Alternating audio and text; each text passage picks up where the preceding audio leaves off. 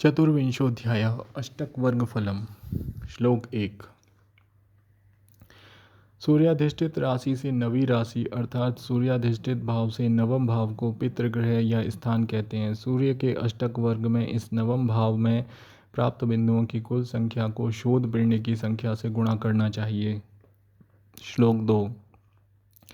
इस प्राप्त संख्या सूर्याधिष्ठित राशि या भाव से नवम राशि या भाव में प्राप्त बिंदु संख्या और शोध्य पिंड के गुणनफल तुल्य संख्या को 27 से भाग देने से शेष तुल्य अश्विनी से नक्षत्र में गोचर से शनि के आने पर पिता को कष्ट होता है। श्लोक 3।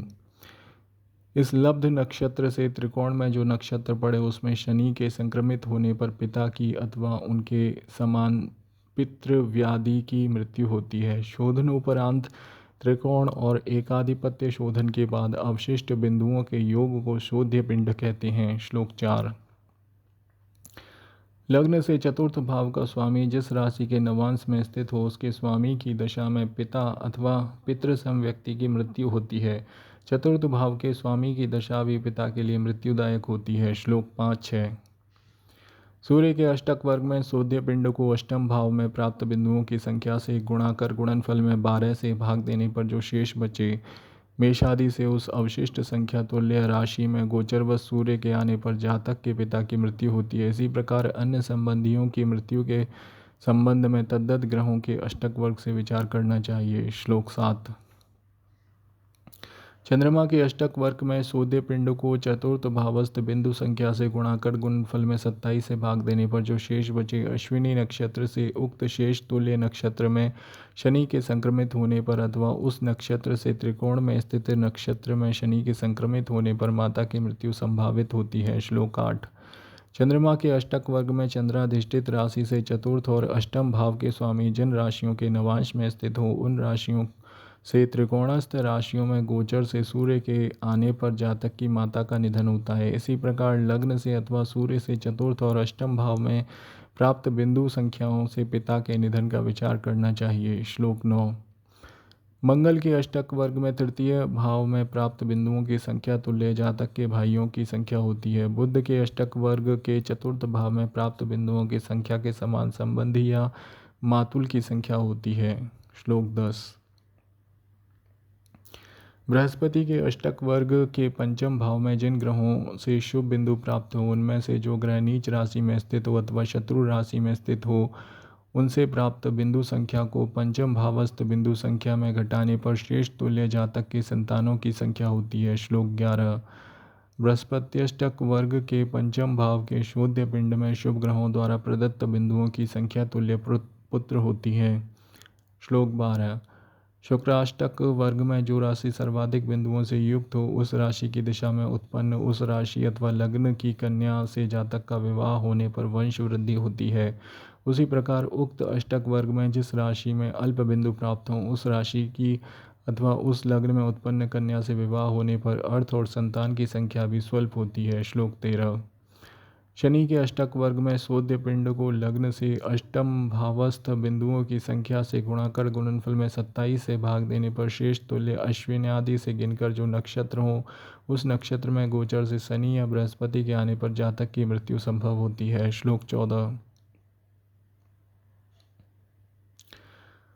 शन्यष्टक वर्ग में जन्म लग्नस्थ राशि से प्रारंभ कर शनि द्वारा अधिष्ठित राशि पर्यंत समस्त बिंदुओं के योग तुल्य व्यय में अथवा शनि द्वारा अधिष्ठित राशि से लग्न राशि पर्यंत बिंदुओं के योग तुल्य व्यय में जातक की हानि या विनाश संभव होता है। श्लोक 15। संन्याष्टक वर्ग में लग्न राशि से अष्टम भावगत बिंदु संख्या से शोध्य पिंड को गुणा कर गुणनफल में 27 का भाग देने पर लब्धि तुल्य वर्ष जातक की आयु होती है। पूर्व कथित विधि श्लोक 13 के अनुसार से मृत्यु काल का निर्धारण करना चाहिए। श्लोक 16-17। एक त्रिकोण समूह की 3 राशियों में प्राप्त शुभ बिंदुओं की संख्या जिस राशि में सबसे अल्प हो उसे अन्य दोनों राशियों में प्राप्त बिंदु संख्या में घटाकर शेष बिंदु संख्या को उन राशियों के नीचे स्थापित करना चाहिए। त्रिकोण समूह की 3 राशियों में से किसी एक में यदि शुभ बिंदुओं की संख्या शून्य हो तो अन्य राशियों की बिंदु संख्या में शोधन नहीं करना चाहिए, उनको यथावत ही रखना चाहिए। त्रिकोण समूह की दो राशियों में यदि बिंदुओं की संख्या शून्य हो तो तीसरे राशि में प्राप्त बिंदु संख्या को हटाकर वहां शून्य रख देना चाहिए। त्रिकोण समूह की तीनों राशियों में यदि बिंदु संख्या समान हो तो सभी संख्याओं को हटाकर तीनों में शून्य कर देना चाहिए। श्लोक 18। अष्टक वर्ग में त्रिकोण शोधन करने के अनंतर जो अवशिष्ट बिंदुफल प्राप्त हो उसमें एकाधिपत्य शोधन करना चाहिए। जिन ग्रहों के अधिकार में दो राशियां हों केवल उन्हीं में एकाधिपत्य शोधन करना चाहिए। श्लोक 19। एक ही ग्रह की दो राशियों में से यदि एक राशि ग्रह और दूसरी राशि ग्रह विहीन हो तथा ग्रहयुक्त राशि में बिंदु दूसरी ग्रह विहीन राशि की अपेक्षा अल्प हो तो दूसरी ग्रह विहीन राशि की बिंदु संख्या को घटाकर पहली सग्रह राशि में बिंदु संख्या के समान कर देना चाहिए। श्लोक 20। एक ग्रह की एक राशि यदि ग्रह युक्त हो और उसमें बिंदु संख्या भी उस ग्रह की दूसरी ग्रह विहीन राशि की अपेक्षा अधिक हो तो दूसरी ग्रह विहीन अल्प बिंदु से युक्त राशि के बिंदुओं का त्याग कर देना चाहिए। श्लोक 21। एक ग्रह की दोनों राशियां यदि ग्रह विहीन हो और दोनों में समान बिंदु संख्या हो तो दोनों राशियों में बिंदुओं का त्याग कर देना चाहिए। एक ग्रह की दोनों राशियां ग्रह युक्त हों और बिंदु संख्या भी समान हो तो उनमें शोधन नहीं करना चाहिए। श्लोक 22। एक ग्रह की दोनों सग्रह अथवा ग्रह विहीन राशियों में से एक राशि यदि फल विहीन हो तो उसमें भी शोधन नहीं करना चाहिए। एक ही ग्रह की दोनों राशियां यदि ग्रह विहीन हो और बिंदुओं की संख्या असमान हो तो अल्प बिंदु को दोनों स्थानों में घटा देना चाहिए। श्लोक 23। त्रिकोण और एकाधिपत्य शोधन के अनंतर मेषादि राशियों में प्राप्त बिंदु संख्या को उन राशियों के राशिमान से गुणा करना चाहिए। सूर्यादि ग्रहों से युक्त राशि में प्राप्त बिंदु संख्या को तद्दत ग्रहों के ग्रहमान से गुणा करना चाहिए। श्लोक 24-25।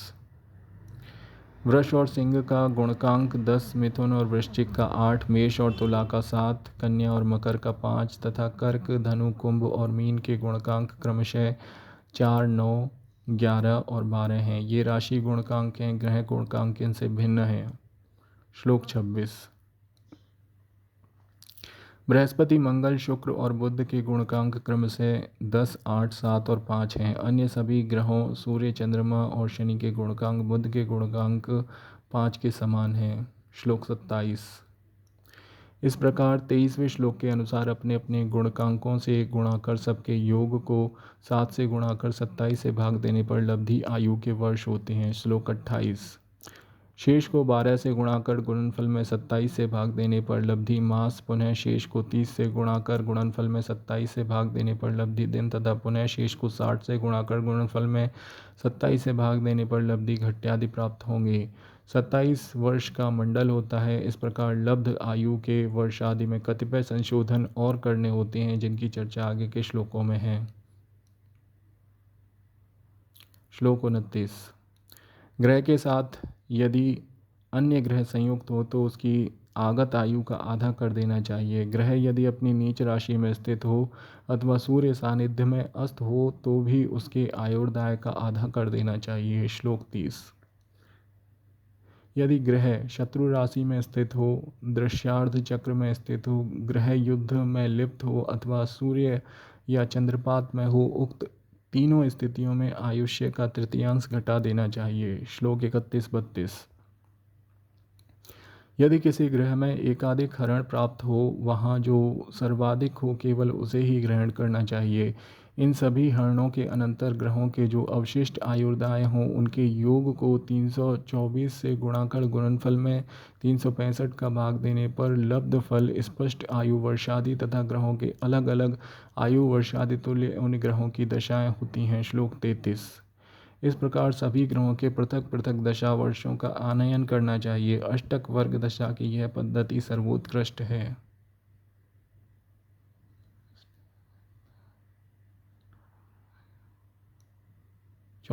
श्लोक 34-35। सूर्य जिस राशि में स्थित होता है उसमें 3 बिंदु, उससे दूसरी, तीसरी और चौथी राशि में भी 3-3 बिंदु देता है। 5वीं राशि में 2, छठी राशि में 3, 7वीं राशि में 4, 8वीं राशि में 5, 9वीं राशि में 3, 10वीं राशि में 5, 11वीं राशि में 7 और 12वीं राशि में 2 बिंदु प्रदान करता है। श्लोक 36। यह अष्टक वर्ग विधि समस्त कार्यों के लिए अनुपम है। इसके अतिरिक्त घटित होने वाली घटनाओं के शुभाशुभ प्रभाव को जानने के और कोई उपाय नहीं है। श्लोक 37। सर्वाष्टक वर्ग की जिन जिन राशियों को 30 से अधिक शुभ बिंदु प्राप्त हैं वे राशियां सदैव शुभ फल देती हैं। 25 से 30 तक जिन राशियों में शुभ बिंदु हो उनके मध्यम फल होते हैं। 25 से अल्प बिंदुओं से युक्त राशि सदा कष्टप्रद होती हैं। श्लोक 38। सर्वाष्टक वर्ग के एकादश भाव में स्थित बिंदु संख्या यदि दशम भावस्थ बिंदु से अधिक हो अथवा लग्नस्थ बिंदु द्वादश भावस्थ बिंदु से अधिक हो तो जातक आजीवन धन और भोग आदि से संपन्न रहता है। श्लोक 39। लग्नादि द्वादश भावों के जिन भावों में अधिक 25 से अधिक बिंदु पड़े हों उनके संक्रमण काल में शुभ फलों की वृद्धि होती है। इसके विपरीत अल्प बिंदुओं से युक्त भावों के संक्रमण काल में कष्ट और परेशानियों की वृद्धि होती है। श्लोक 40। उपयुक्त नियम षष्ठाष्टम और व्यय भावों से इतर भावों के लिए ही प्रभावी है। जिन भावों में अधिक बिंदु हों उस भाव में स्थित राशि के संक्रमण काल में शुभ कर्म करना श्रेयस्कर होता है। श्लोक 41-42। लग्न से शनि स्थित भाव पर्यंत, शन्याधिष्ठित भाव से लग्न पर्यंत, लग्न से भौमाधिष्ठित भाव पर्यंत, भौमाधिष्ठित भाव से लग्न पर्यंत, लग्न से राहु स्थित भाव पर्यंत और राहु स्थित भाव से लग्न पर्यंत भाव में स्थित बिंदु संख्याओं के अलग अलग योगों में 7 से गुणा कर 27 से भाग देने पर लब्ध वर्ष में जातक को रोगार्ता या कष्ट होता है। श्लोक 43। शुभ ग्रहाधिष्ठित भावों में स्थित शुभ बिंदु संख्याओं के योग में 7 से गुणाकर गुणनफल में 27 से भाग देने से लब्धि तुल्य वर्ष में शुभ फल, धन, पुत्र और सुख की वृद्धि होती है। श्लोक 44। इस प्रकार संक्षेप में अष्टक वर्गज फल को कहा जिससे इस शास्त्र के अन्य विद्वानों ने अन्यान्य ग्रंथ में विशद रूप से कहा है। इस प्रकार मंत्रेश्वर कृत फल दीपिका में होरा सारोक्त अष्टक वर्ग फल नामक 24वां अध्याय समाप्त हुआ।